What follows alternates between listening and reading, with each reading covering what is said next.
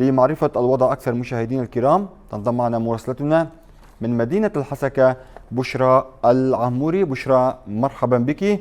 لو تضعين بصورة الوضع في مدينة الحسكة بعد الأمطار الغزيرة التي شهدتها المنطقة، كان هناك أيضا وفد من إدارة الطوارئ والكوارث زار أمس محافظة الحسكة لتقييم الوضع وأيضا الحد من أضرار هذه الفيضانات وإيجاد الحلول. تفضلي بشرى.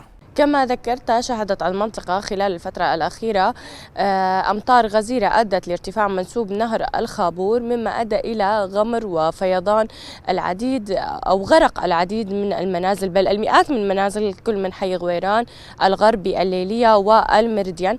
وتسببت هذه السيول الطينية التي فاضت من نهر الخابور إلى ضرر بالممتلكات الخاصة لأهالي الأحياء القريبة من نهر الخابور، مما تسبب من نزوح العديد من أهالي الأحياء المتضررة. وتمت الفرق الطوارئ والهلال الأحمر الكردي بنقلهم إلى مراكز إيواء خلال الفترة الماضية.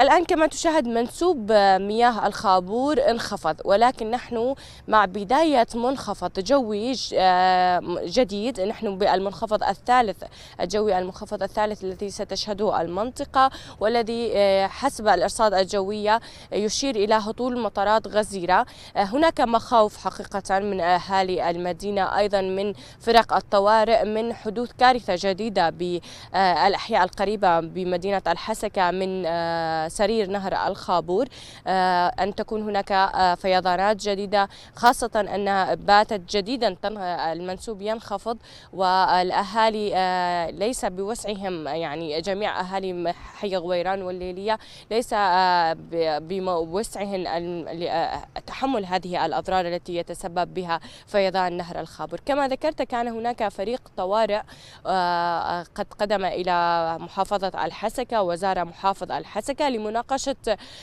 هذه الفيضانات وكيفية معالجتها. بتوجيه من سيادة المحافظ تم اليوم بحفر الجسر الجديد الجانب لجسر البيروتي، ويتم العمل على رفع السواتر الترابية لكي تقليل الأضرار أو تقليل مستوى منسوب الخابور إلى دخوله إلى هذه الأحياء المقاربة لحي الغويران والمرديان الذي يقعان على سرير نهر الخابور.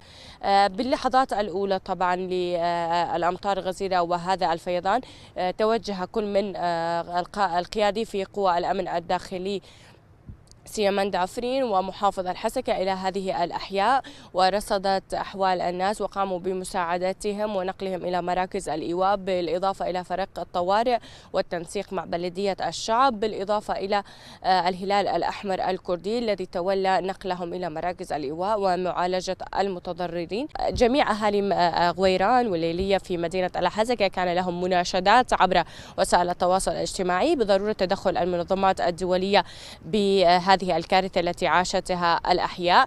كان هناك أيضا وفد البارحة إلى محافظ مدينة الحسكة من قبل المنظمات الدولية، وتم مناقشة أيضا هذا الفيضان السيول التي تشهدها المنطقة ويشهدها أيضا عدة مناطق مجاورة في سوريا والدول المجاورة لها لهذا العام. أيضا كان هناك بتركيا عدد من الفيضانات الأنهار، وأيضا في الداخل السوري أيضا هناك في فيضانات من الأنهار. يعني الوضع كارثي على الجميع، ولكن في مدينة الحسكة كانت هناك تضرر بالممتلكات الخاصة للمدنيين بكل من الأحياء التي تقع على سرير النهر أو بالقرب من النهر.